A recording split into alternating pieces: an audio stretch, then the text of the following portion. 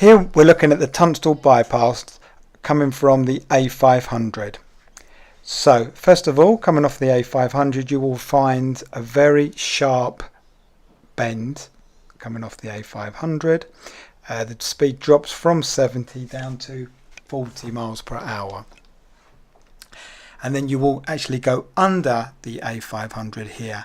The first roundabout that you come to out of the 7 is a roundabout that has a hidden left lane, difficult to see, and this left lane is here.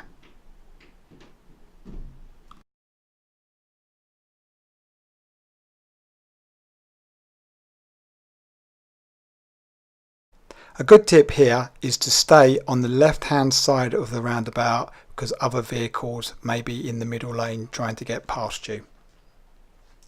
From this roundabout we are heading up onto roundabout number 2. Speed limit here 40 miles per hour.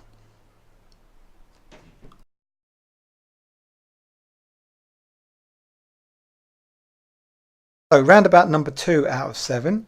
On the approach you will see a road sign here telling you that you need to be in the middle lane for straight ahead. Really important to take that observation here. Then you must get yourself in the middle lane because the left lane is just for going left. So in the middle lane here. And as you get onto the roundabout, because the left lane is just for going left, once we're on the roundabout, we then need to get over into the left hand lane, allowing other vehicles to turn right.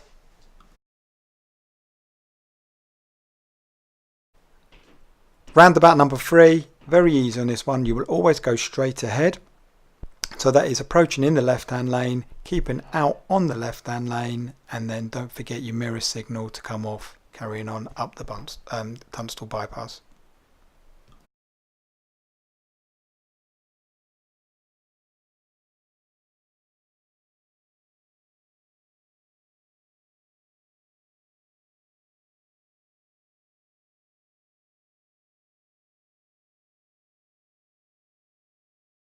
So roundabout 4, Sandiford roundabout. Tip here, if you're going straight ahead, on the board it says it is the second exit, but it is actually the third exit, as they are not counting the KFC one here. But the examiner will say straight ahead, third exit. So if you see these two dark vehicles here, you will notice the one in the middle keeps a central position, allowing the other vehicles to go left, but also room for vehicles who are going right. If you watch the red vehicle pointed here, his position is slightly over to the right, which really doesn't allow that black vehicle to get past. So he could be more over to his left, really. This is a prime example why mirrors are important, because the black car, which was in the right hand lane, actually ended up going straight ahead. So mirrors are so important because people don't always obey the rules. So you may be asked to go right towards Tunstall, 4th exit. This will be the lane you're approaching. So if you follow this white vein here, he does a lovely right turn, so he's in the right position here, keeping his position nice and tight to the roundabout, then hopefully checking his middle mirror, left mirror, and then moving back over into his left lane, following now towards Tunstall.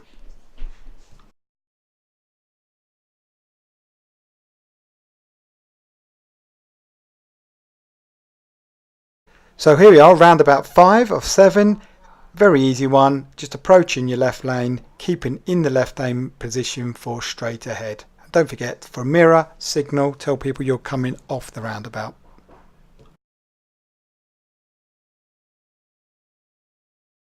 So roundabout 6 of 7.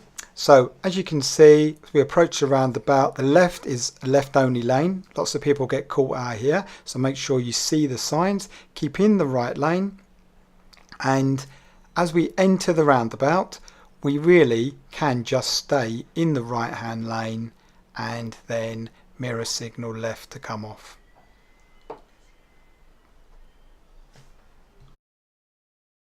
So this can be a very busy roundabout, so just like these cars have done here, hold back if there's traffic ahead of you just to keep the traffic flowing.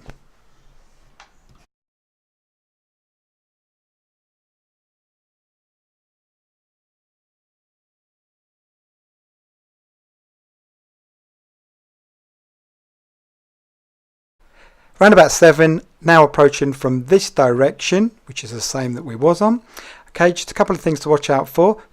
Zebra crossing, there's a very busy school here, so at school times. And you will be going right at this roundabout. So it's quite a tight, fast moving roundabout. So make sure your position is in the right. And like these two vehicles here, and if you watch you can follow this coach turning right. This will take us down High Lane on the way back to small form roundabouts.